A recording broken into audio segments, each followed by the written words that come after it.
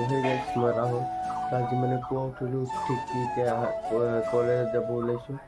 গা পা ধুলোঁ গা পা ধুই কিনে এতিয়া কাপোৰ চাপোৰ লগালোঁ এতিয়া কলেজত যাম কলেজত যাই কিনে কলেজত আহি কিনে পিছত বিন্দাছ কামত যাম আৰু কলেজত যাম তো ব্লগ কলেজত দেখাই তো এতিয়া কলেজত আহি কিনে বহি আছোঁ তিনিজনে আৰু নাই মানুহ আজি চাক অহাই নাই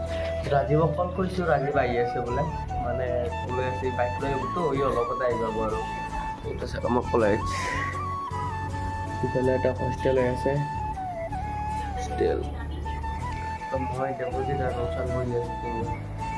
তো পিছত আৰু কি হয় গোটেই দেখাম